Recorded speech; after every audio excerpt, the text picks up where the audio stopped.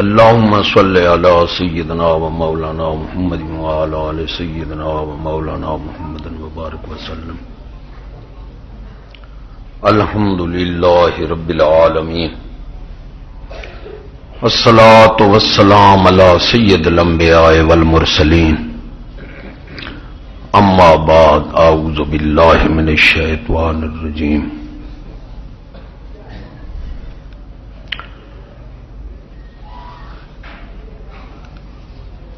اقترب للناس حسابهم فهم في غفلتهم موردون.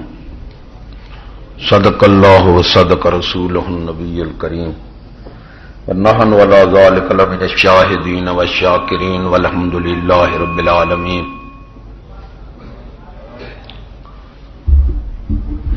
معزز سامعین السلام علیکم. دعا ہے کہ اللہ تبارک و تعالی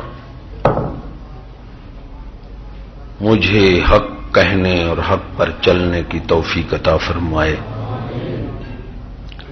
اور آپ کو اور ہم کو حق سننے اور اس پر عمل کرنے کی توفیق عطا فرمائے. معزز سامعین، اس پرفتن ماحول میں، پر تشدد اور پر ظلم ماحول میں حق کہنا کوئی معمولی بات نہیں ہے.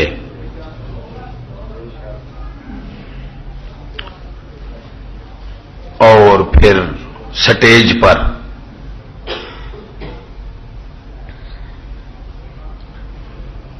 افسوس ہے کہ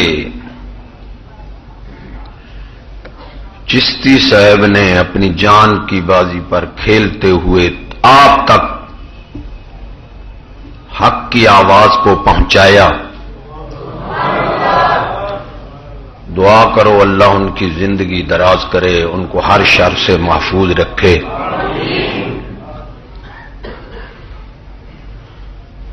کیونکہ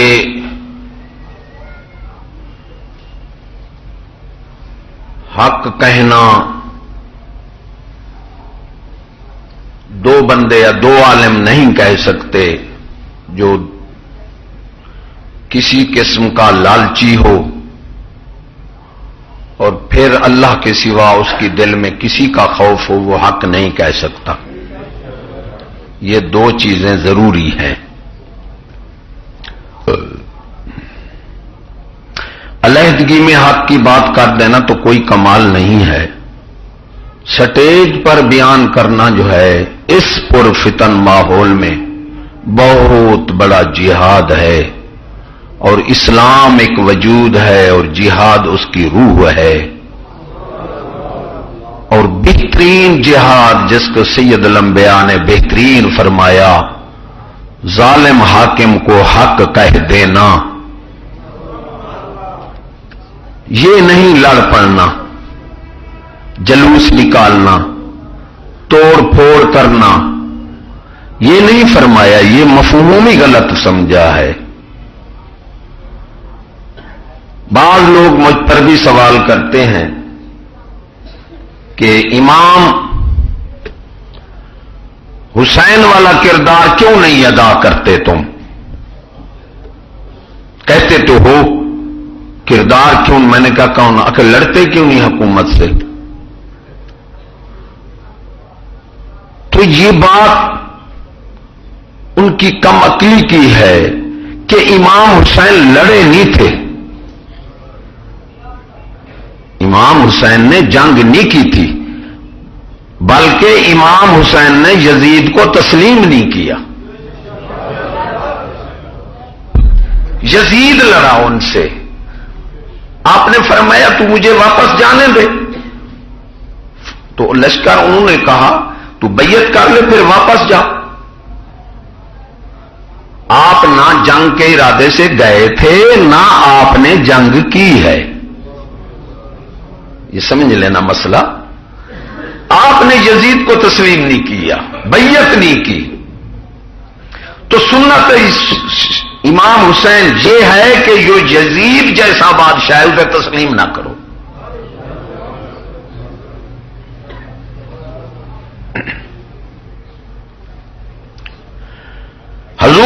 اللہ علیہ وسلم کے زمانہ میں ایک شخص کو چاہت تھی کہ دین حق بیان کیا جائے سٹیج پر.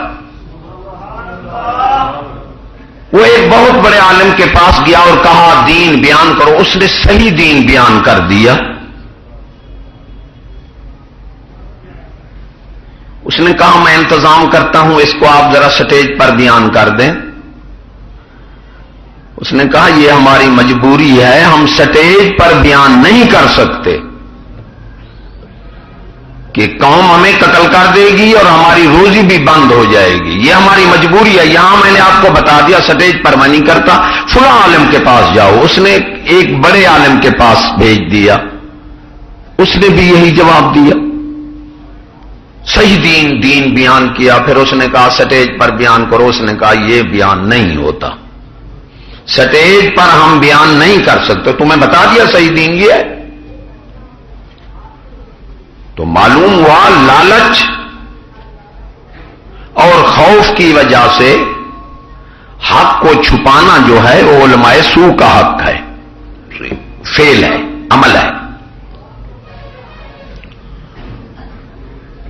تو پھر اس نے اور عالم کے پاس بھیجا.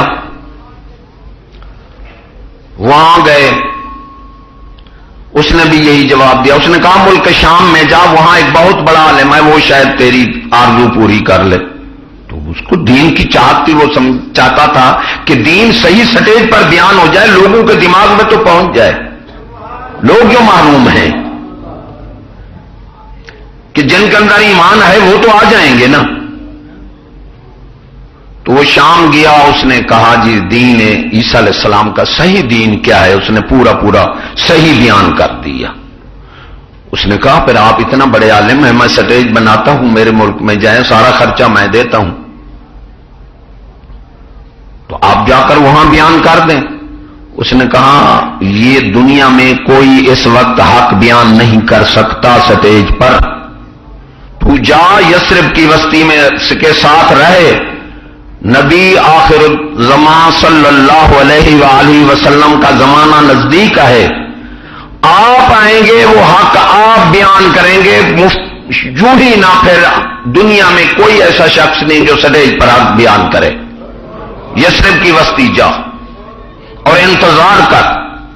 اور دین کی انتظار بھی انتظار ہے، یہ دین ہے. دین کے لیے انتظار کرنا یہی دین ہے. تو وہ گیا یثرب کی بستی، اس نے ڈیرا لگا دیا. بندہ عاشق تھا،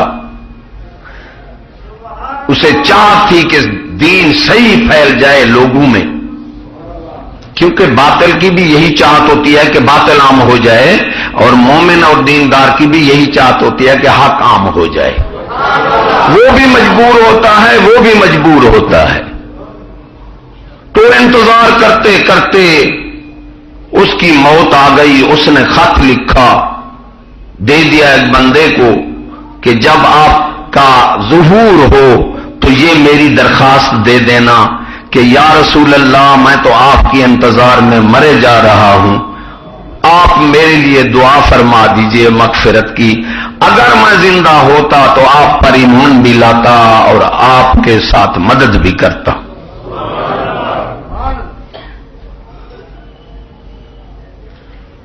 تو خط حضور صلی اللہ علیہ وسلم کو دیا گیا. آپ نے اس کے لیے مغفرت کی دعا کی، اور پھر حضور صلی اللہ علیہ وسلم نے بیان فرمایا، اور جو ہویا ہے وہ آپ تک پہنچ گیا ہے. اب جو حق بیان ہو رہا ہے، یہاں ہم یہ سمجھیں کہ یا حضور صلی اللہ علیہ وسلم نے پرفتن دور میں حق بیان کیا، یا ہم کر رہے ہیں نعوذ باللہ ہمارا کمال ہے. ایسا نہیں ہے. اگر حضور صلی اللہ علیہ وسلم بیان نہ فرماتے تو ہمارے لیے بھی آسان نہ ہوتا بیان کرنا. انہوں نے اس مشکل کو توڑ دیا، ان کی سنت بن گئی. یہ جو آج حق کوئی بیان کرے سمجھے حضور صلی اللہ علیہ وسلم کی صدقے کر رہا ہوں، اس کی طاقت سے کر رہا ہوں، میرا اپنا کوئی کمال نہیں ہے. شاید کوئی بندہ خیال کر لے کہ یار یہ تو بڑا ہو گیا یا تقریر کرنے والا جو پرفتن ماحول میں میں بھی حق کہہ رہا ہوں نعوذ باللہ، تو ہمارا کوئی کمال نہیں ہے. ہو رہا ہے تو اس زنجیر کو حضور صلی اللہ علیہ وسلم نے توڑ کر اپنی امت کے لیے آسان بنا دیا، جس کی برکت سے ہم بھی اس میں حصہ لے رہے ہیں۔ حق کہنا اور حاکم کو کہنا بہترین جہاد ہے۔ لڑنا نہیں، توڑ پھوڑ کرنا نہیں، جلوس نکل جب سے یہ سارے یہودی فتنے ہیں۔ حق کہہ دو، پھر خدا سے دعا مانگو، یا اللہ ہماری مدد فرما۔ نہ بادشاہ سے ٹکرانا سنت ہے، ہم نہیں لڑ سکتے۔ ہمارے لیے یہی جہاد حضور صلی اللہ علیہ وسلم نے فرمایا کہ تم حق بیانی کر دو، اس کے اثرات سے شاید اللہ تمہیں ایسی طاقت بھی دے دے جو تم ٹکرا بھی جاؤ، لیکن یہ جلوس نکالنا توڑ پھوڑ سمجھ لینا، یہ سارے یہودی فتنے ہیں۔ مجدد الفسانی 1 سال جیل میں رہے۔ ہمارا مسلک جو ہے اولیاء کرام کا ہے، صوفیاء کرام کا، ہم گولڑ شریف والی سرکار سے رکھتے ہیں تعلق، ہمارا مسلک توڑ پھوڑ نہیں ہے۔ اس لیے جو ہماری جماعت کو تخریب کار کہے وہ انتہائی درجے کا بے وقوف ہے، انتہائی درجے کا بے وقوف۔ کیونکہ دہشت گردی پہلے بھی میں نے بتایا تھی سوائے اسلحے کے نہیں ہو سکتی۔ دہشت اسلحے میں آئے، بندے میں نہیں آئے۔ ایک فوجی میرے ساتھ یہی بحث کر رہا تھا، میں نے کہا تو مومن سے بات کر رہا ہے، منافق سے نہیں کر رہا۔ تو کہتا ہے مولوی دہشت گرد ہے، میں کہتا ہوں دنیا میں کوئی بندہ دہشت گرد نہیں ہے۔ کہتا ہے کیسے؟ آپ بھی سمجھ لینا، ایک طرف 10 بندے کھڑے ہیں، تہی 10، ان کے ہاتھ میں کوئی چیز نہیں ہے، ایک طرف ایک کلاشن کوپ والا کھڑا ہے، تو ایمان سے کہو دہشت کس کی پڑے گی؟ اتنا تو چلو شہری لوگ ہو، اتنا سمجھو دہشت کس کی پڑے گی؟ کلاشن کوپ والے کی پڑے گی۔ اگر کلاشن اس کو چھین لے تو اس کی دہشت رہے گی کیا؟ بندہ تو وہی کھڑا ہے، دہشت کدھر گئی؟ معلوم ہوا دہشت اسلحے میں ہے، بندے میں نہیں ہے۔ میں نے کہا سن لے، کلاشن کوپ والا دہشت گرد ہے، اور بڑا دہشت گرد ظالم تو ہے، تیرے پاس میزائل ایٹم ہیں جو قوم کا خون نوچ رہے ہو۔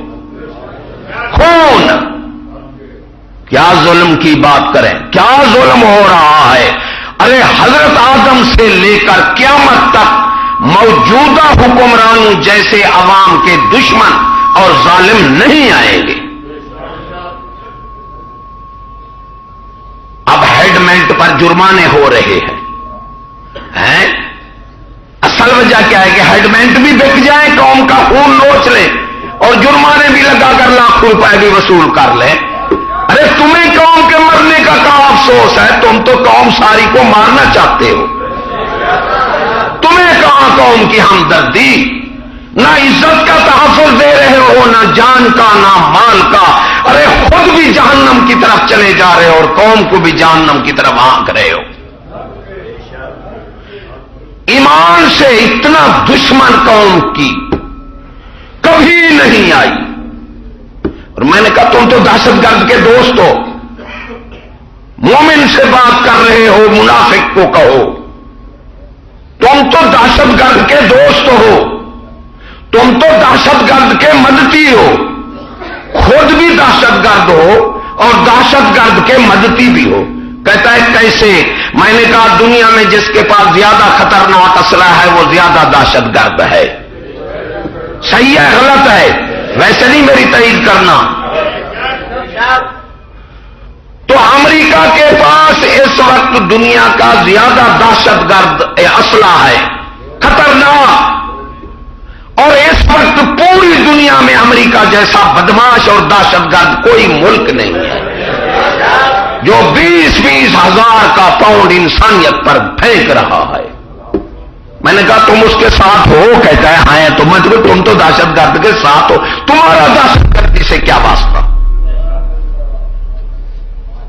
توڑ پھوڑ کرنا اس وقت تلوار کا دور۔ اس لیے ہم اپنے جو ہمارے تعلق دار ہیں ہم انہیں چاقو رکھنے کی بھی اجازت نہیں دیتے۔ ہم ایک پرامن جماعت ہیں، مگر عقل مندوں کے لیے، ظالموں اور اندھوں کے لیے نہیں۔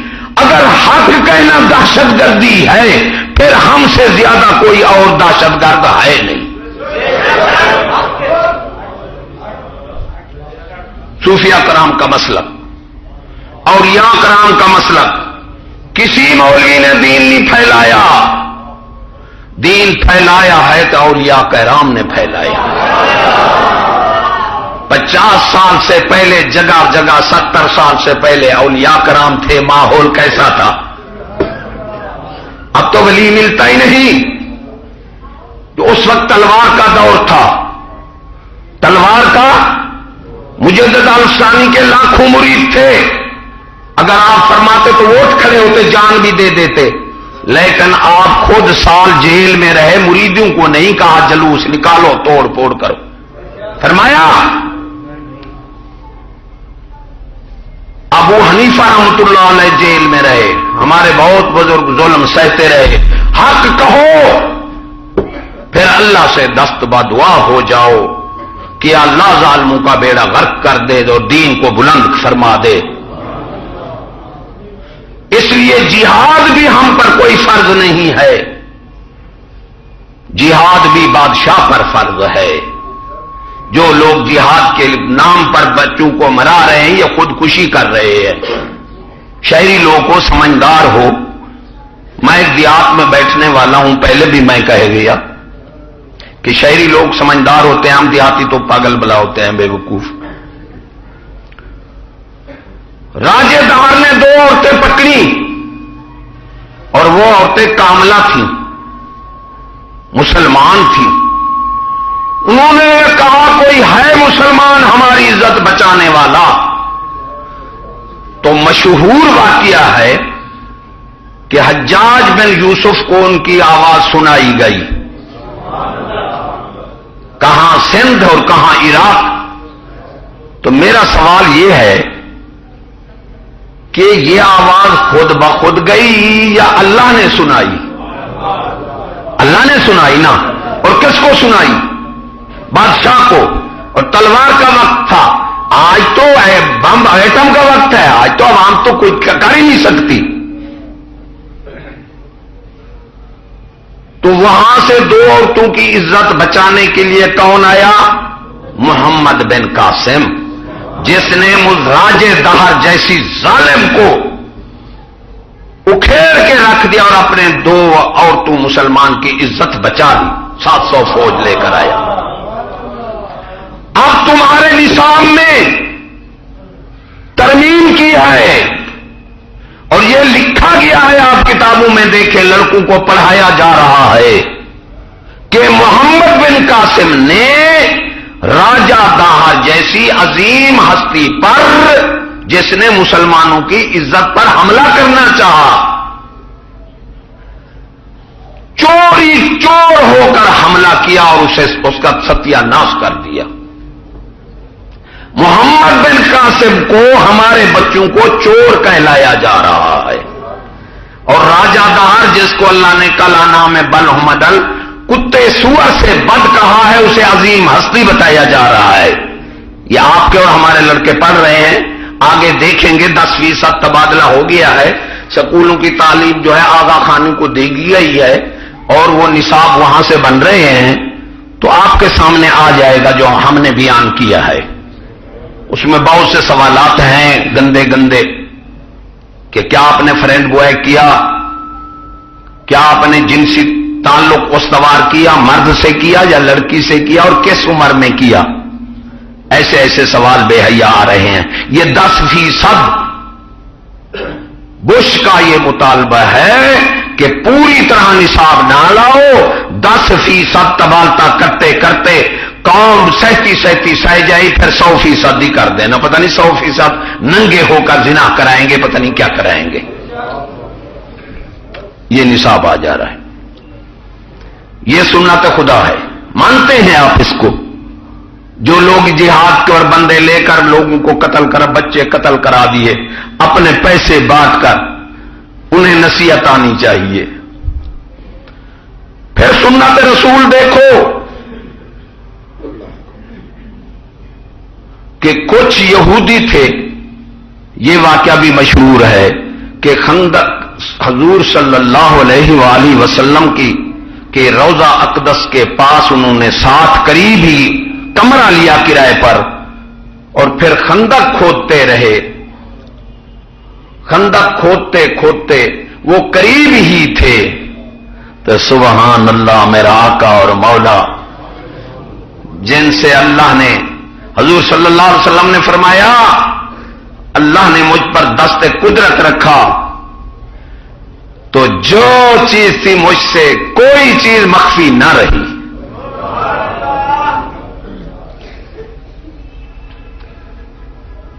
تو آپ نے کس کو فرمایا؟ نور الدین زنگی کو. 5 یا 6 بندے تھے، کسی امیر کو فرما دیتے. نور الدین زنگی کو فرمایا کہ ان کو پکڑ. تو مختصر واقعے سے یہ ثابت کرو کہ بادشاہ پر جہاد فرض ہے، ہم پر جہاد ہے اپنے حاکم کو حق کہہ دینا. اتنا ظالم، ایمان سے کشمیر جاؤ، وہاں ہے چیل کے درخت، پورا پاکستان کاٹے نا وہ ختم نہیں ہوتے. 10 کاٹو 20 اور پیدا ہو رہے ہیں. اور اسلام میں ہے، یہ تو ہیں یہود پرست، ان کا اسلام سے کوئی تعلق دور کا ہی نہیں ہے. جو چیز بیاباں میں بغیر پانی دیے کاشت کیے پیدا ہو وہ اس کا کوئی مالک نہیں، عوام الناس مالک ہے، جس طرح چاہے وہ کام کر سکتی ہے.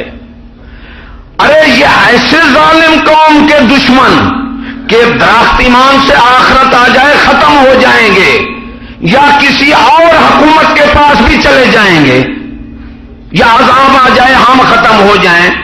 یہ درخت دنیا میں یوں ہی ختم ہونا پسند کرتے ہیں، عوام کو ایک ٹہنی بھی نہیں کاٹنے دیتے. پتہ نہیں عیاشی کے کیا کیا سامان بنا رکھے ہیں.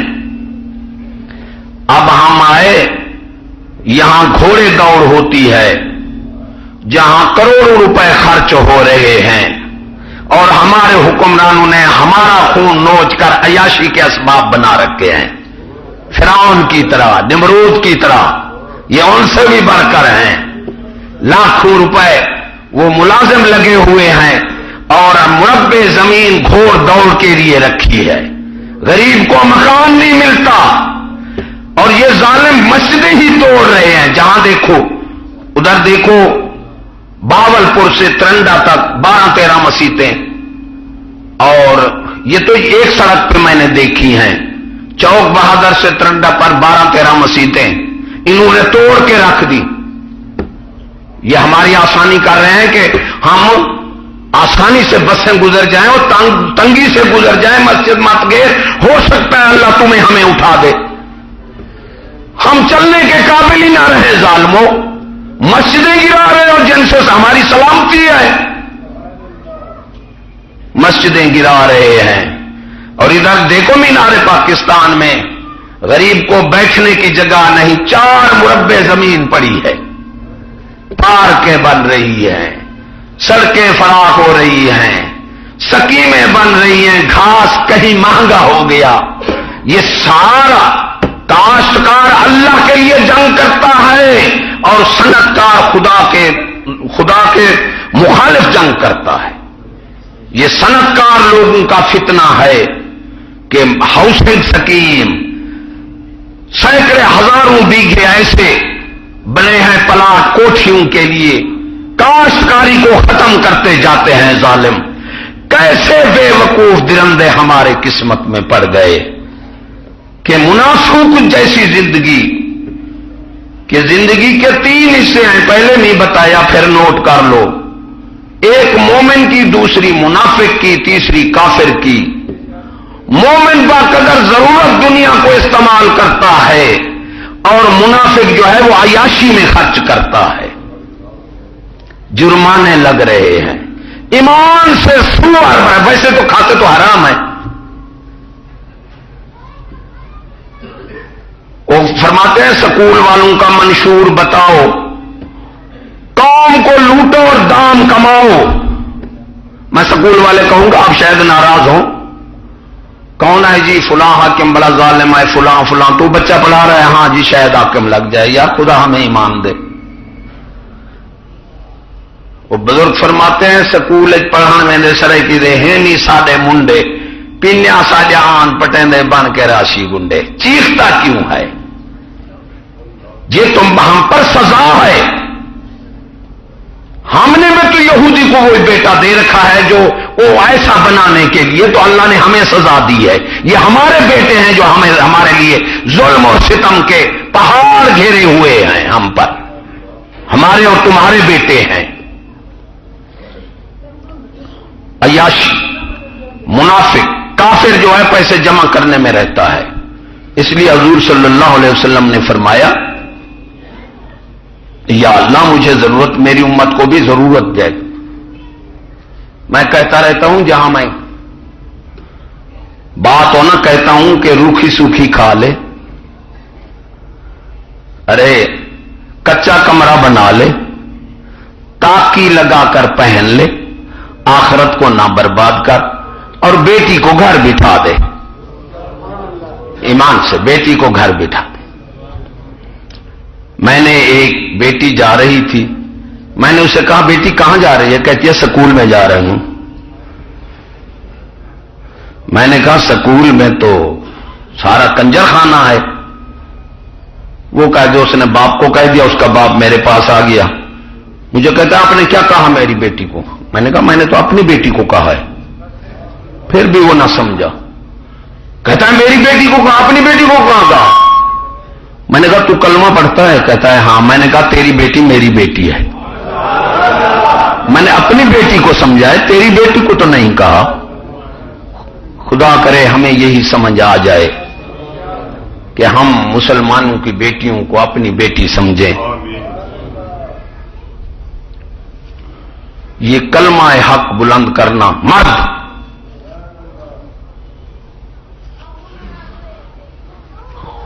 معروف کرخی رحمت اللہ علیہ سے پوچھا گیا، ایک بندے نے کہا کہ فلاں بندہ دنیا چھوڑ کر پہاڑ میں چلا گیا ہے، بہت عبادت کر رہا ہے. آپ نے فرمایا مردیت اس کا نام نہیں ہے. بولا کیسے؟ فرمایا مردیت وہ ہے کہ دنیا میں رہ کر اللہ سے تعلق بحال رکھے. دنیا میں رہ کر اللہ سے تعلق بحال رکھے، بڑی مردیت یہی ہے. اور دنیا میں گم بھی نہ ہو، دنیا اس میں گم ہو جائے، وہ دنیا میں گم نہ ہو.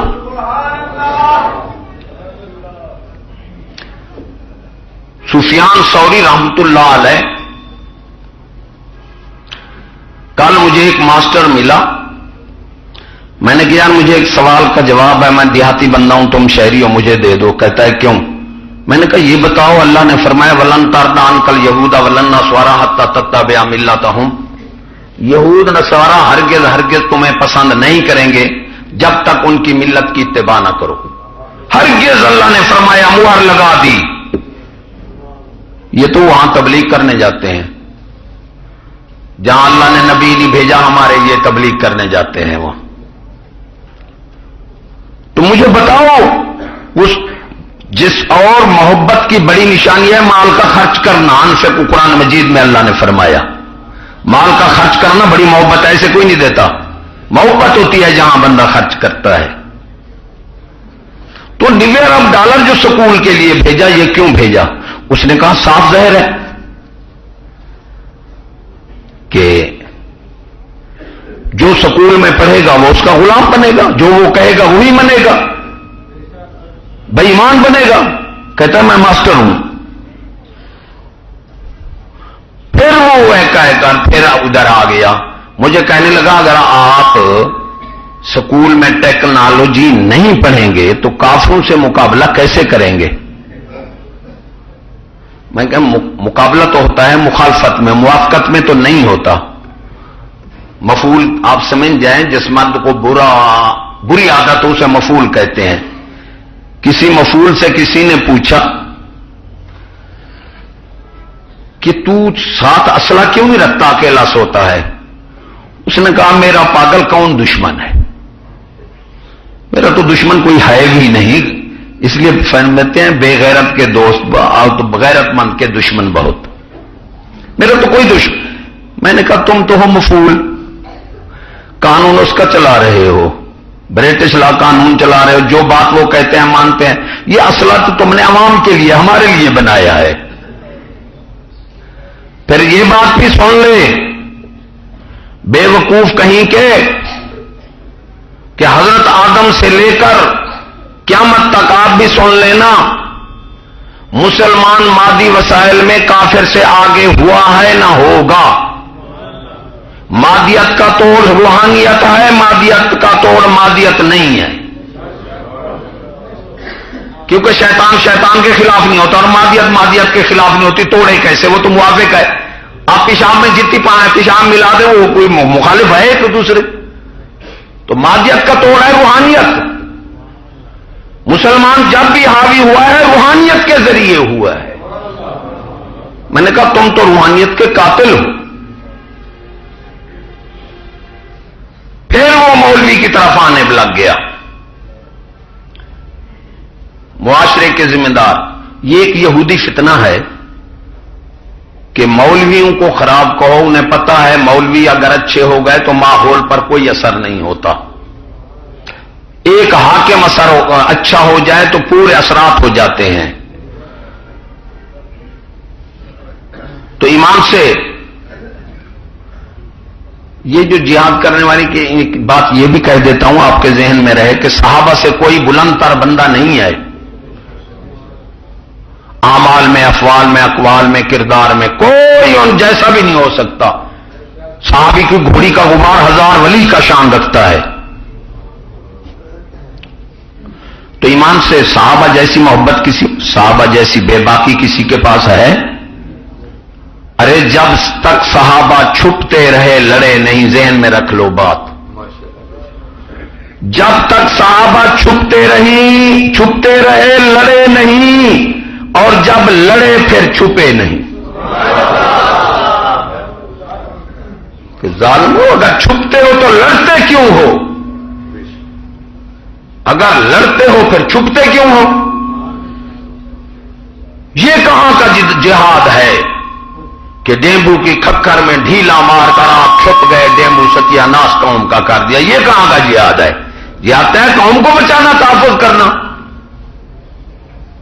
یہ کہاں اسامے 5-6 بندے مارے، انہوں نے لاکھوں مار دیے اور ہماری عورتوں کی بے عزتی بھی کر رہے ہیں، یہی مسلمان کرا رہے ہیں، یہی سکول والے کرا رہے ہیں۔ اور حضور صلی اللہ علیہ وسلم، اللہ نے فرمایا میرے محبوب کے کام جو ہیں وہ پاک ہیں۔ ہر نبی کے کام پاک ہیں، لیکن اللہ نے فرمایا میرے محبوب کے کام حسین بھی ہیں، خوبصورت بھی ہیں۔ ایمان سے کہو شہری لوگوں، حضور صلی اللہ علیہ وسلم نے ٹکراؤ جو کیا، پہلے آپ صبر کرتے رہے، جب اللہ نے طاقت دے دی فرشتے آ گئے، اللہ نے فرمایا اب جہاد کرو، طاقت آئی، فتح کا بشارت مل گئی۔ پہلے حق کہتے رہے اور حکومت کو کہتے رہے، حکومت ٹکراتی رہی، آپ صبر کرتے رہے، پھر حکومت لی تو معاشرہ بھی معاشرہ حکومت کے پاس ہوتا ہے، معاشرہ، اور بغیر معاشرے کی اصلاح کے عوام کی اصلاح نہیں ہو سکتی، یہ ناممکن ہے۔ اس لیے ہمارے فکر والے بندے بعض نے نوکریاں چھوڑ دی ہیں، سن کر یہ قدم بھی غلط ہے۔ ہم نے معاشرے سے نکلنا نہیں ہے، ہم نے معاشرہ ان کے ہاتھ سے چھیننا ہے۔ ارے اپنی فکر پر قائم رہو، جب تک تمہیں کفر پر نہیں لوٹاتے تو صحابہ کافروں کی مزدوری بھی کرتے رہے ہیں۔ اس فکر میں رہو، اسے حرام سمجھو، ہو سکتا ہے اللہ کی مدد آئے اور فکری فلڈ آئے تم کو بھی نجات مل جائے، انتظار بھی کرو اور رہو، یہ نکلو نہیں۔ معاشرے سے ایک استاد تھا، اس نے میری بات سنی، اس نے استعفیٰ دے دی، مجھ سے مشورہ نہیں لیا. اس کی تھوڑی سی زمین تھی، وہ بیچ کر اس نے کارخانہ آٹے کا لگا دیا. وہ جنگل تھا، وہ نہیں چلا، بیچ کر کھا گیا. اب میں نے سنا پیر بنا بیٹھا ہے اور کہتا ہے مجھے روشنی ہوتی ہے، فلاں جھوٹ پر لگ گیا. اس لیے معاشرے سے نکلنا نہیں. جو ہمارے دوست حکومت میں کام کرتے ہیں وہ اس کو برا سمجھیں. ہاں آئندہ کے لیے خود تو ہیں، اس پیسے سے اپنا کما کر اولاد کو دین پڑھاؤ. آپ اولاد کو ادھر نہ جانے دو. ان قریب ہے یہ وقت، اور یہ حاکم بھی سن لیں اور آپ بھی میری بات سن لیں. حاکم نشے میں ہیں. سفیان ثوری بادشاہ کے پاس گئے اور عام بندے جیسا سلام کیا. مہدی عباسی بادشاہ تھا تو ربی مہدی کھڑا تھا، پیچھے اس کا سپہ سالار تھا، خوش آمدی تھا تلوار لے کر. اب وہ کانپ رہا ہے کہ بادشاہ مجھے حکم دے تو میں اس کا سر قلم کر دوں.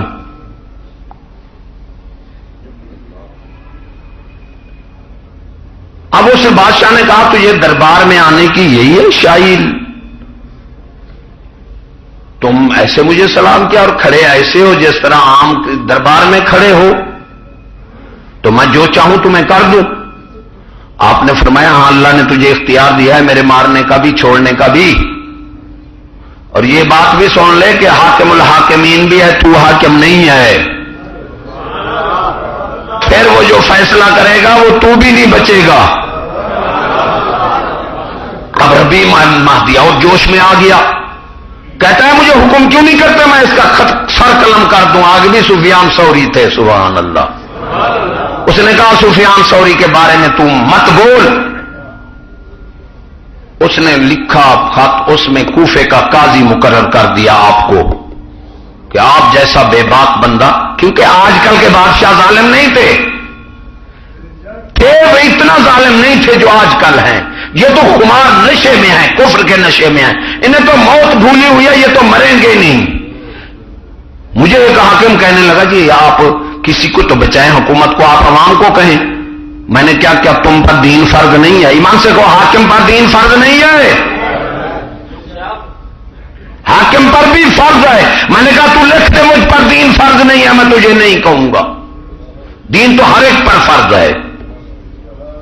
تو آپ کاغذ لے کر لوٹے، آپ نے کاغذ پھاڑ کر ڈال دیا اور اسے کہا تجھے پتا نہیں کہ حضور صلی اللہ علیہ وسلم نے فرمایا جو حاکم بنا وہ چھری کے بغیر ذبح کیا گیا.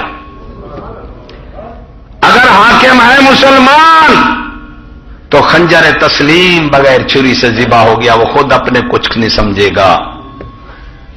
اگر حاکم ہے بے ایمان تو وہ ظلم کی چھری سے کاٹا جائے گا، یہ زندگی بھی برباد ہو جائے گی اور وہ زندگی بھی برباد ہو جائے گی اس کی. امیر معاویہ صاحب، یہ ماحول کے اثرات ملا پر نہیں ہوتے، قوم نے ادھر ہی لگا دیا مولویوں پر. ارے ہمیں خود تو پاگل بے وقوف ہیں، ہمیں بھی بے وقوف بنا دیا. ایک بادشاہ تھا، ماحول کے اثرات لکھتے ہیں بھی، ماحول کے اثرات کس کے ہوتے ہیں. ایک بادشاہ تھا، اس نے کہا اپنے وزیر کو کوئی بوڑھا بندہ لے آ جس نے میرے دادے کی بادشاہی بھی دیکھی اور میرے باپ کی اور میری بھی. وہ گیا لے آیا. اس نے کہا میرے دادا کی بادشاہی کیسے تھی، میری باپ کی کیسے تھی اور میری. اس نے کہا حال میں دیتا ہوں، تو بادشاہ خود سوچ لینا. کدھر ہمارا عقل چلا گیا. الناس اولادین ملوکہم کہا گیا، الناس اولادین مولویہم نہیں کہا گیا. کام کو ادھر ہی لگا دیا مولوی پر. مولوی خراب ہیں، سارے مولوی صحیح ہو جائیں. 45 جو آیا ہے اسے کہو مستحب تو رکھو. سرحد میں 45 MNA بنا ہے، کوئی فرق پڑا ہے؟ ایمان سے کہو. ایک ڈنڈا پھیرا کے نااہل قرار دے رہے ہیں، انگوٹھے لگا رہے ہیں. ارے سوال کی عبارت غلط تو جواب صحیح آتا ہے. امام سے پہلے جو خطبات تھے وہ تھوڑے ہوتے تھے، عمل زیادہ ہوتا تھا۔ ہمارا مقصد کچھ اور ہے، صرف آپ کو بہلانے کے لیے ہم چند واقعات بیان کر دیتے ہیں۔ مقصد کی بات جو ہے وہ بیچ میں جو ہو جاتی ہے۔ میں یہی بات کر رہا تھا، مجھے ایک نے کہا، شاہ جمال رہنے والا تھا، اس نے کہا آپ کی بات اور بزرگ کی بات ملتی ہے۔ میں نے کہا پہلے بزرگ ہمارے یہاں بزرگوں سے ہمارا مسلک ملتا ہے۔ تفسیر حقانی والے لکھتے ہیں، بہت بڑے بزرگ تھے تفسیر حقانی والے، یوسوس فی صدور الناس من الجنۃ والناس، فرمایا پناہ مانگو اللہ نے فرمایا مجھ سے شیطانی وسوسے، جنات کے وسوسے سے اور لوگوں کے وسوسے سے۔ وہاں انہوں نے تفسیر کی کہ الناس کے وسوسے جو گندے ہیں، اس میں سکول شامل ہیں کہ لوگوں کے ذہن خراب کرتے ہیں، وسوسے گندے ڈالتے ہیں، بے ایمان بناتے ہیں، اور بد مسلکوں کے مدرسے اور بے دین حکمران، ان سے پناہ مانگو، یہی لوگ ہیں جو وسوسے ڈال کر دین سے پھیر لیتے ہیں۔ یہ وسوس فی صدور الناس من الجنۃ والناس کا تفسیر حقانی والے ولی تھے، یہ انہوں نے ترجمہ کیا ہے، میں نے خود پڑھا۔ انہوں نے سکولوں کو پہلا نمبر لکھا کہ اللہ سے پناہ مانگو، یہ وہی لوگوں کے جو وسوسے ہیں، یہ لوگوں کے ذہن خراب کرتے ہیں، اور یہ سکول تعلیم اور دیوبندی بد مسلکوں کے مدرسے، وہ بھی وسوسے ڈال کر دماغ خراب کر دیتے ہیں، اور بے ایمان ظالم حکومتیں۔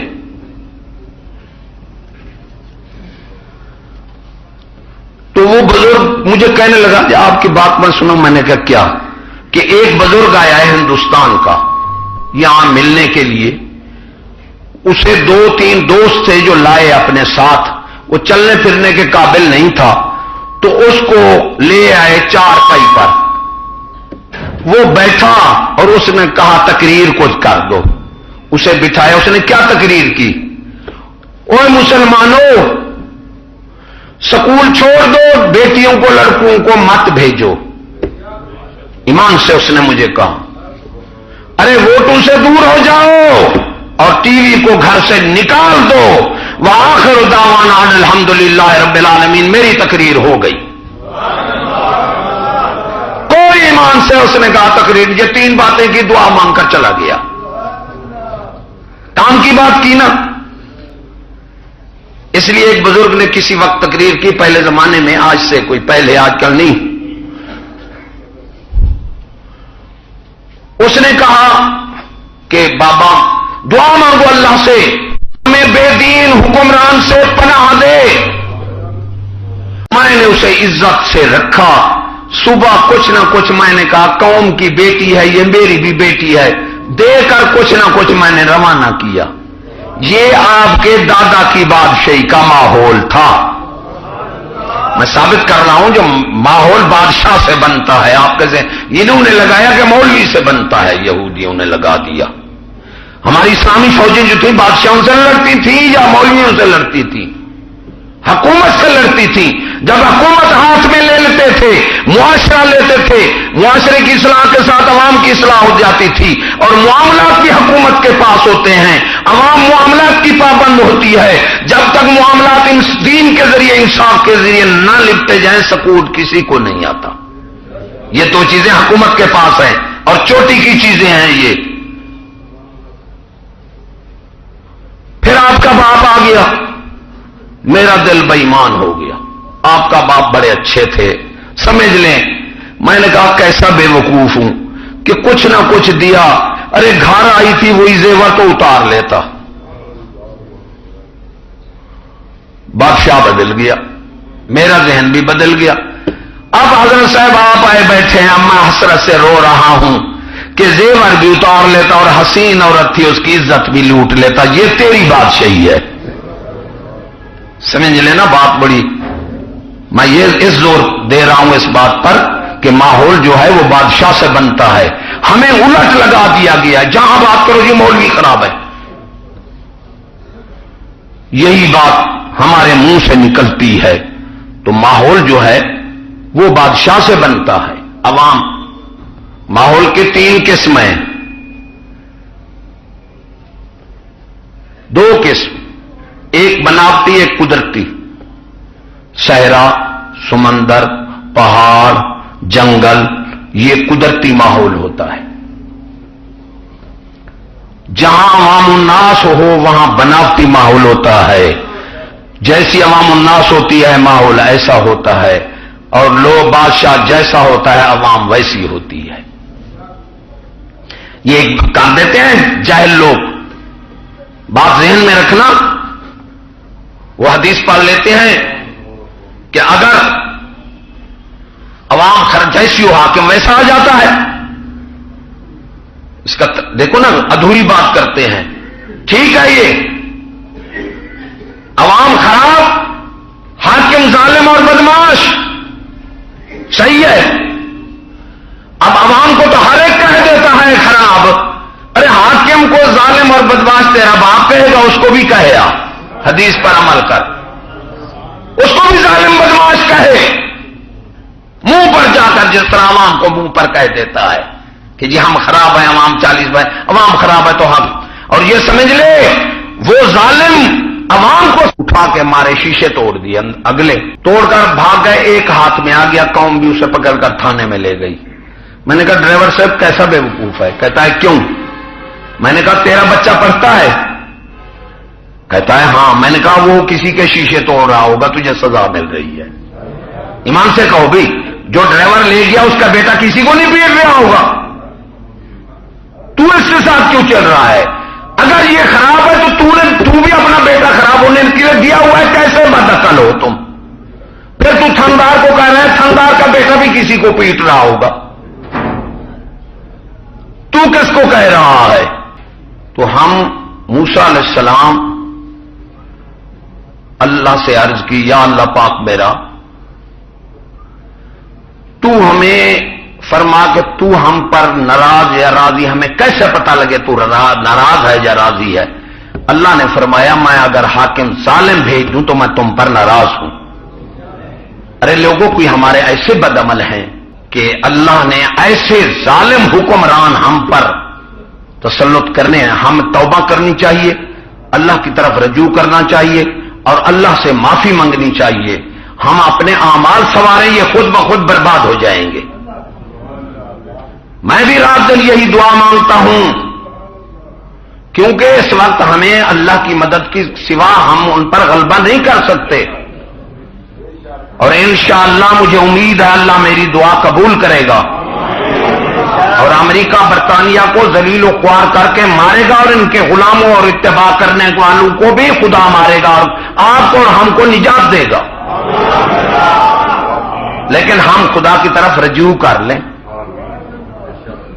خدا تو اس وقت معلوم ہوتا ہے اللہ ہم پر بہت ناراض ہے، ہمیں روزی کا فکر لگا ہوا ہے. ایک بزرگ کے پاس گئے، کہا میں پریشان ہوں روزی کے لیے، میرے گھر بہت بندے ہیں. فرمایا جا اپنے گھر میں، جس کی روزی تیرے گھر میں اللہ پر واجب نہ ہو اس کو گھر سے نکال دے. وہ ہنس پڑا، ایسا کیا ہوتا ہے؟ پھر کہ تجھے کیا فکر ہے؟ عصر حاضر ہے ملک الموت تیری، روح قبض کرتا ہے تجھے فکر معاش دے کر. یہ ہمارا جو ہے ملک الموت فرمایا جس زمانہ جو ہے تیرے روح قبض کر رہا ہے تجھے فکر معاش دے کر. معاش کی ذمہ داری اللہ نے اٹھائی ہے، جو ہے وہ ہم پر ہر چیز پر قادر ہے. اس لیے پہلے بھی میں نے بیان کر دیا، ضمناً پھر بھی بیان کر دوں کہ اللہ تبارک و تعالی نے روحوں میں ہم سے وعدہ لیا، الستو بے ربکم، کیا میں تمہارا رزاق نہیں ہوں، پالنے والا نہیں ہوں؟ روحوں میں وعدہ لے لیا. یہاں کیوں نہیں لیا؟ امانت بھی روحوں میں کی، یہاں ہم مت اٹھاتے. کیوں؟ جو ہمارا نفس جو ہے، شیطان کو کسی نے کہا کہ تجھے گمراہ کس نے کیا؟ یہ تو لوگوں کو کیوں گمراہ کرتا ہے؟ کہتا ہے مجھے کس نے کیا؟ مجھے بھی میرے نفس نے کیا، اب تم کو بھی اپنا نفس کرتا ہے. یہ نفس جو ہے شیطان سے بھی بڑا شیطان ہے.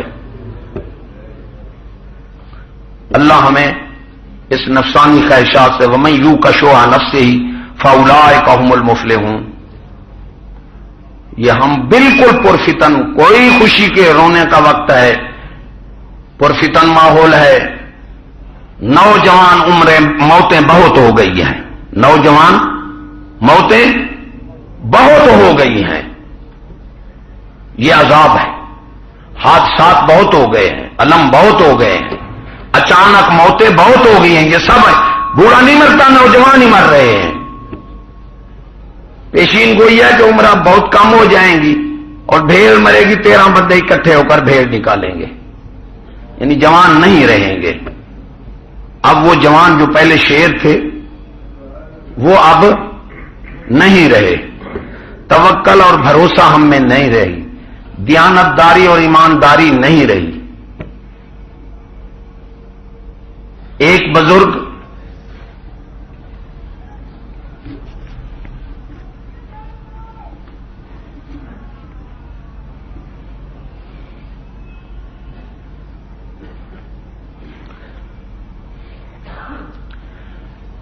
عنوان تو کچھ اور لکھا یا تھا میں، شیخ محمد بن الباقی، وہ فرماتے ہیں میں بھوکا تھا تو میں باہر نکلا تلاش کو، دیکھو ایک ریشم کی پری ہے، گتلی کیا کہتے ہیں پتہ نہیں، تو وہ میں نے اٹھا لی. جب میں نے گھر جا کر کھولا تو وہ ہیرے اور موتیوں سے لدی ہوئی تھی. میں بازار اٹھا کر بھاگ پڑا، چلو بھوکا ہوں. تو ایک بندہ آواز دے رہا ہے کہ میری ہیرے اور موتیوں کی جو گتلی ہے وہ گر پڑی ہے. میں نے اس کو دے دی.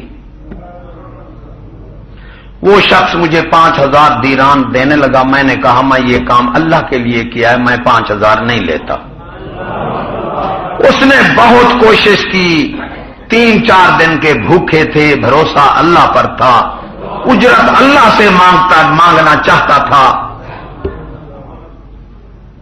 تو کہتے ہیں میں نے نہیں لیا، میں نے اللہ کے لیے کام کیا، میں اجرت نہیں لوں گا، مجھے خدا دے گا. بھروسہ، ہمارے بھروسے میں کمی ہے. وہ کہتے ہیں میں سمندر میں سوار ہو گیا، اب جہاز ٹوٹ گیا، سارے مر گئے، میں بچ گیا، ایک تختے پر آ گیا. میں جزیرے میں لگا، وہاں قوم تھی. مسجد میں نے جا کر مسجد میں نماز پڑھی، وہ لوگ میری عزت کرنے لگ گئے بہت. میں وہاں رہا، انہوں نے میری مدد کی، میں نے ان کے لڑکوں کو پڑھایا، وہیں رہ گیا، دین کی سمجھ دی. اب وہ مجھ پر بہت خوش ہو گئے، انہوں نے کہا آپ یہاں رہیں، مجھے وہاں رکھ لیا. پھر انہوں نے کہا آپ شادی کر لیں، ایک یتیم لڑکی ہے. میں نے کہا ٹھیک ہے. کہتے ہیں بہت نیک ہے. ٹھیک، اس سے میری شادی ہو گئی. تو وہ موتیوں کا قیمتی جو ہار تھا وہی لڑکی پہنے ہوئے تھی. میں نے کہا یہ تو وہی ہار ہے. یہ ہار کہاں سے لائی؟ اس نے کہا یہ میرا باپ لایا سعودی سے، حج کرنے گیا، پھر اس کا ہار گم ہو گیا، کسی بندے نے اسے واپس کر دیا. اور میرا باپ دعا مانگتا تھا کہ اللہ میں ایسے نیک بندے کو اپنی لڑکی دے دوں. جب مرا یہی دعا مانگی. اس کی جائیداد بھی کافی تھی، بہت جائیداد تھی. اللہ سے جو اجرت مانگ رہا تھا ہے 5000، بھوکھا تھا 3 دن کا، 5000 وہ خوشی سے دے رہا تھا. انہوں نے نہیں لی. اس نے کہا اجرت میں اللہ سے لوں گا، اللہ جو دیتا ہے پھر اس کی گنتی بھی نہیں ہوتی. تو اس نے دعا مانگی کہ اللہ میری لڑکی اس کے ساتھ شادی ہو، نیک آدمی آئے جس نے یہ ہار مجھے واپس دیا. اب اس لڑکی کی جائیداد تھی کافی. وہ کہتے ہیں 2 لڑکے پیدا ہوئے وہ بھی مر گئے. اب وہ لڑکی بھی فوت ہو گئی تو ساری جائیداد کا مالک اللہ نے مجھے بنا دیا. ایک بات تو میں نے یہ سنی ہے ایمانداری کی، ایمانداری کے نتیجے کی. ایک کوئی 20-25 سال کی بات بتا دوں آپ کو. ایک میرا دوست ہے، وہ کراچی میں کام کرتا تھا، اب نیک آدمی ہمارے آ گیا. اس نے کہا وہاں ایک بندہ رہتا تھا، اس کو 2 روپے دہاڑی ملتی تھی تو اس کا گزارا پورا ہوتا تھا. اس کی عورت کی میں نے جوتی نہیں دیکھی کبھی. تو وہ عورت کچھ نہ کچھ پیسے رکھتی گئی تو اسے 2 روپے جمع ہو گئے. اس نے مرد کو کہا دن چھپے کہ یہ مجھے جوتی لا دے، میری حسرت ہے کہ میں جوتی پہن لوں، میں ساری زندگی میں ویسے رہی ہوں. اس نے کہا ٹھیک ہے کل صبح. رات کو 12 بجے اس عورت کو پیٹ میں درد پڑا، وہ مر گئی. 2 روپے اس پر لگ گئے. اب اس کے پاس کفن کے پیسے نہیں تھے. وہی بندہ اس کو حال سنا رہا ہے جس کے ساتھ وہ مزدوری کرتا تھا. اس کو اس نے دیکھا، ٹرک وغیرہ تو کوٹھیاں بلڈنگ میں، وہ پہچان میں رہ گیا کہ بندہ شکل سے تو وہی نظر آتا ہے، لیکن یہ کوٹھیاں وغیرہ، یہ ٹرک، اتنا مال، یہ کیسے؟ وہ بھول، میں دیکھ رہا تھا، اس نے مجھے بلا لیا. میں نے کہا تو وہ نام فلاں آدمی ہے؟ اس نے کہا ہاں. یہ کیسے؟ اس نے پھر یہی بات سنائی اپنی کہانی کہ میں ایک بندے کے پاس گیا کہ یار مجھے 10 روپے ادھارے دے دے، میرے کام آتے ہیں، میں تمہیں دے دوں گا. اس نے کہا یہ غریب آدمی ہے، مجھے 10، میرا خیال تھا 10 روپے دے دے میں کفن دفن کر دوں عورت کا. تو اس نے مجھے 10 روپے دینے سے انکار کر دیا. میں پہ آ رہا تھا تو دیکھا ایک بٹوا پڑا ہے، میں نے کھولا، اس میں 100 نوٹ تھے، 100 والے. اب اس میں اس کا شناختی کارڈ بھی تھا، پتہ لکھا ہوا تھا، شناختی کارڈ نا، اس میں اس کا پورا پتہ لکھا ہوا تھا. میں نے پتہ پڑھا. اب 10 روپے اس کے پاس کفن کے نہیں ہیں. پھر اللہ دیتا ہے تو اس طرح دیتا ہے، دیانتداری کا نتیجہ. تو وہ کہتا ہے مجھ پر حرام ہے کہ بندے کا پتہ چل گیا. ایمان سے غنا جو ہے نا، اتنا بزرگ عقل استنا بسال تونگری دل استنا بامال. اللہ دل کا غنی کر دے، یہ دل کے بھوکے ہیں ہم. تو وہ کہتا ہے کہ میں وہ گیا، وہ بندہ کھڑا تھا، اب وہ بندہ بھی وہیں آ گیا جس سے میں نے 10 روپے مانگے. وہ بندہ اس کو کہہ رہا ہے یار یہ آ رہا ہے، یہ مجھ سے بھی 10 روپے مانگے، تو اس سے بھی پیسے مانگے گا، پتہ نہیں کیا مجبوری ہے اسے. اس نے کہا اچھا. جب میں گیا میں نے وہ بٹوا پیش کیا تو اس نے نکالے 100 نوٹ تھے. اس نے کہا واقعی میرے ہیں. اس نے کہا یہ بتا 10 روپے تو کیوں مانگتا ہے؟ میں نے کہا میں نہیں بتاتا، بس آپ کے پیسے آ گیا میں پیچھے. اس نے مجھے پکڑ لیا، بہت مجبور کیا مجھے.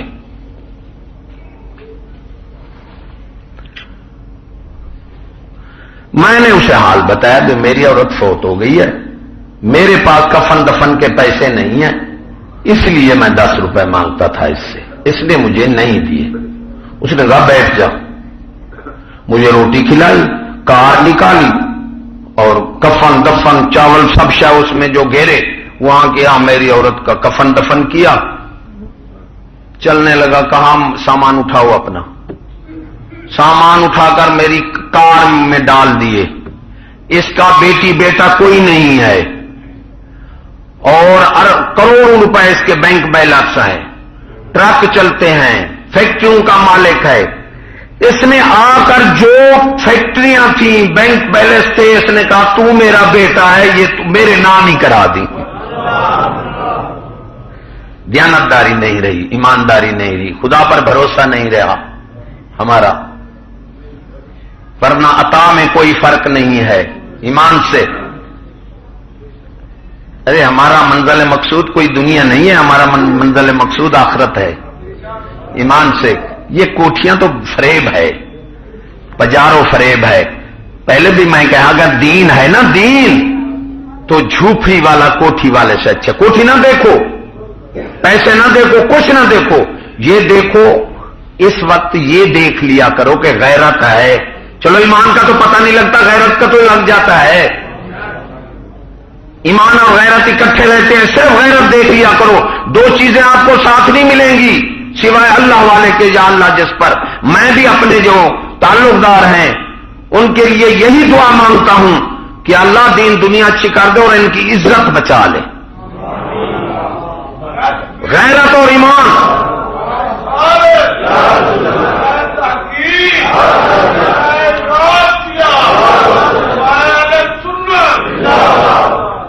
پیسہ اور عزت آپ سمجھ جائیں، غیرت یہ اکٹھے نہیں ہوگی.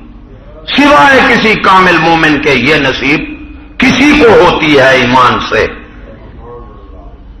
ہمارے دادا پرداتا سناتے تھے کہ ملک پیر بخشتا چند کہیں کا 80,000 بیگھے کا مالک تھا، 80,000 بیگھے کا مسلمان. ان العزت للہ جمیعا وللرسول وللمؤمنین. عزت جو ہے مومنوں کے لیے ہے، تخت عزت نہیں ہے، ہوا پر اڑنا عزت نہیں ہے. 80,000 بیگھے کا مالک مسلمانوں، 10 بیگھے ہر ہمسائے کو اس نے مفت کاشت کرنے کے لیے دی ہوئی تھی. پورا اس کی پوتی کی کو عزت کی ٹھیس لگ گئی. سمجھ لینا جب تک وہ زندہ رہا اس نے جوتی نہیں پہنی. وہ ہمسائے جو ان کے غریب تھے وہ پیروں پر ہاتھ رکھتے، وہ پہلے رکھ دیتا اب ہاتھ. ارے تجھے کیا خبر کہ تھنداری میں عزت ہے، بادشاہی میں عزت ہے، ظالم عزت ہے تو اور ہے. وہ تو آپ تو بڑے آدمی ہیں، بھولے ابھی ہماری بڑے آدمی ہونا رہ گیا. ہماری پوتی کو تو عزت کی ٹھیس لگ گئی، ہم سے تو تم اچھے ہو. وہ پیروں پر جاتا تھا. ارے خدا کی قسمیں نم دھوسے، مومن کے لیے خدا کی قسمیں اس ایسے بادشاہ ہوں جن کی یہ عزت نصیب نہ ہو جو میں کر رہا ہوں. دعا مانگو اللہ تبارک تعالیٰ ہمیں عزت نصیب کر دے. اور عزت اسلام میں ہے، کہیں نہیں ہے، نہ کوٹھیوں میں ہے نہ بنگلیوں میں ہے. عزت ہے تو یہی ہے جس کو اللہ نے عورتیں باپرد دے دی، عزت والی دے دی، اس کی عزت ہے. ایسے بادشاہ کی جسے عورتیں عزت والی نہیں ہے اس کی زندگی کنجر سے بھی بدتر ہے.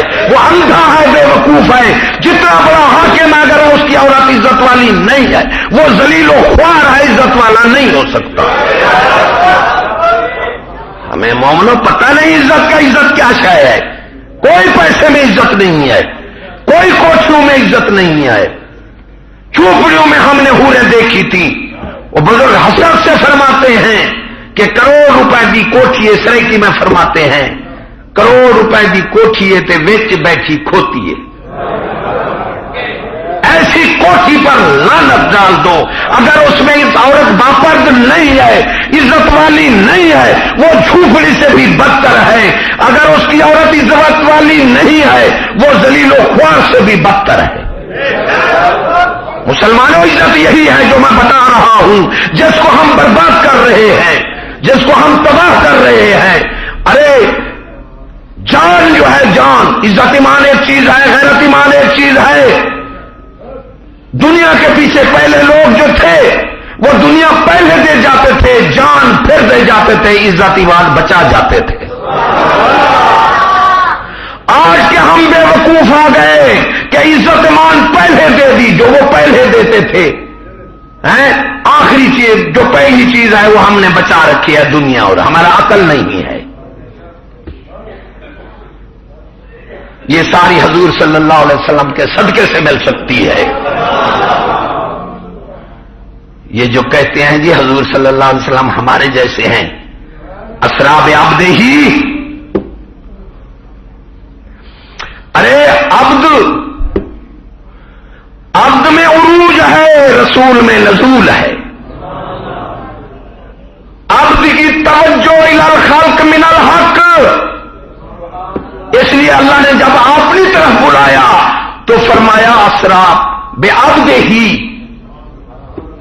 میں نے اب یہ نہیں فرمایا میں نے اپنے رسول کو بلایا، یہ نہیں فرمایا میں نے سراج و منیرہ کو بلایا، فرمایا میں نے اپنے بندے کو بلایا، اللہ کا بندہ باجی بستانی رحمت اللہ علیہ، عبدالحق محدث دہلوی بہت بڑے ولی تھے، ہر روز آپ کو حضور صلی اللہ علیہ وسلم کی زیارت مبارک ہوتی تھی، تو آپ جب جمعہ مبارک پڑھاتے تھے تو ایسے کپڑا ڈال کر بیٹھتے تھے۔ ایک بندہ اٹھ کر بولا تو جمعہ میں آپ ایسا کپڑا کیوں ڈالتے ہیں؟ سوال کرتا رہا، ایک دن آپ نے پگڑی اتار کر اس پر رکھ دی، وہ گرا بے ہوش ہو گیا۔ فرمایا کیوں بے ہوش گیا؟ فرمایا 3 بندے بندو کی شکل تھے، باقی سارے گدڑ بھولو باندر تھے۔ مسلمانوں بندہ بننا بڑا مشکل ہے۔ باجید مستانی رحمت اللہ علیہ آپ نے خیرات کی، خیرات بانٹ رہے ہیں، ایک مسافر مسجد میں بیٹھا ہے، خیرات بھیجی، اس نے کہا میں خیرات نہیں کھاتا۔ ابتدائی مرحلے تھے، سالک تھے آپ، منتہی نہیں تھے۔ تو اس نے کہا کیا کھاؤ گے؟ فرمایا میں بندے کا گوشت کھاؤں گا۔ آپ نے فرمایا میرا کاٹ لے۔ آپ نے فرمایا باجید بندہ بن گیا؟ اس نے کہا ہاں۔ تو نظر کی، دیکھا تو آپ ہرن کی شکل میں تھے۔ فرمایا شکر کرو تو حلال جانور کی شکل میں تو ہے۔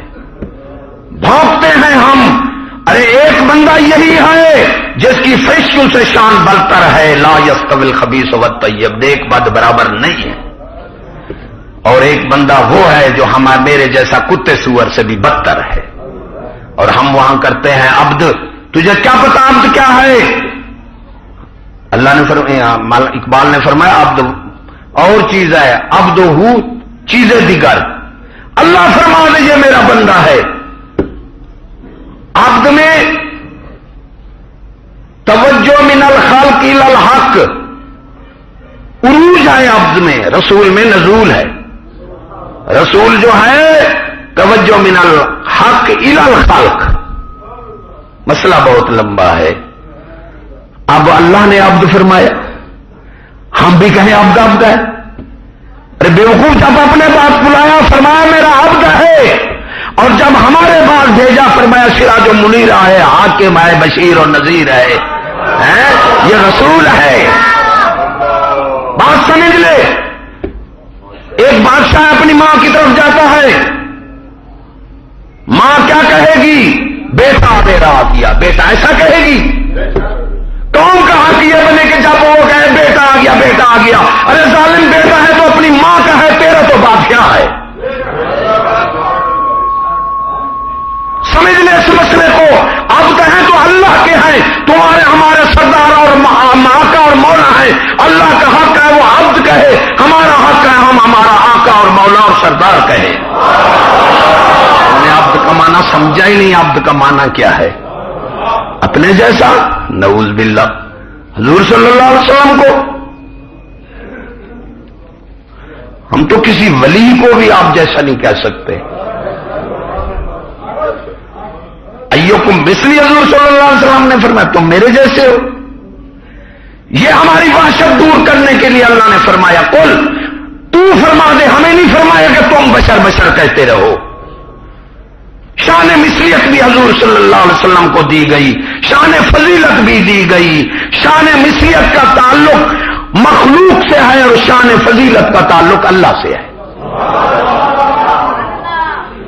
رسول وہ ہوتا ہے جو مخلوق اور خالق کے درمیان واسطہ ہو، خدا سے لے اور بندوں کو دے۔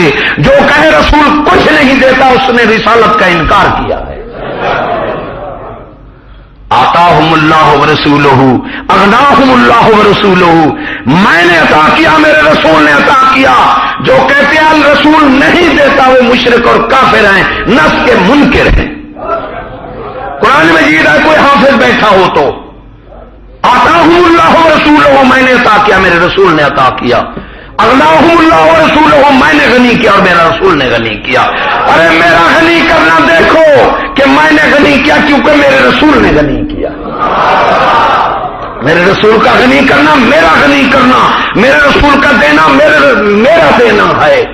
کتب اللہ لا اغلبن انا ورسولی، اللہ نے کہیں جدا نہیں کیا، فرمایا لکھ دیا میں نے کہ میں غالب رہوں گا اور میرا رسول غالب رہے گا۔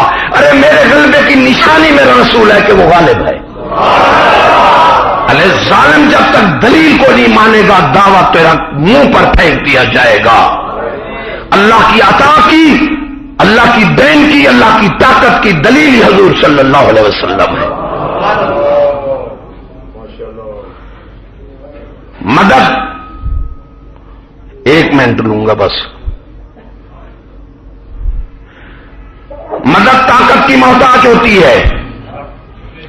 طاقت 2 قسم کی ہے، جز 2 ہیں، قسم بہت ہے، مادی اور روحانی۔ مادی طاقت کے 4 قسم ہیں، جسمانی، افرادی، مالی اور سیاسی۔ یہ 4 طاقتیں ہیں۔ سیاسی طاقت حکومت، یہ آخری طاقت ہے، اور کافر کے پاس، یہ میری بات سن لو، نااہل ہیں جو غیر مومن کے لیے طاقت کو پسند کرتے ہیں۔ ارے طاقت کو برداشت بھی مومن کرتا ہے، غیر مومن کے پاس جائے گی تو وہ خود بھی برباد ہو جائے گا اور ان کو بھی برباد کرے گا۔ مدد کا منبع طاقت، طاقت کا مظہر حکم۔ حکم جتنا تھندار کا حکم مانا جائے گا، سپاہی کا مانا جائے گا، ڈی ایس پی جتنا طاقت بڑھتی جائے گی حکم سے ظاہر ہوگی، اتنا اس کے حکم میں اثر ہوگا۔ ارے ان سب چیزوں کا ماحصل نچوڑ حکم ہے۔ اللہ نے حکم میں ظالم و جدا نہیں کیا۔ وَمَن يُطِعِ الرَّسُولَ فَقَدْ أَطَاعَ اللَّهَ، جس نے میرے رسول کا حکم مانا اس نے میرا حکم مانا۔ رسول کا حکم اللہ کا حکم، رسول کی طاقت اللہ کی طاقت، رسول کا دینا اللہ کا دینا، اور رسول کا غالب ہونا اللہ کا غالب ہونا، رسول کا عطا کرنا اللہ کا عطا کرنا۔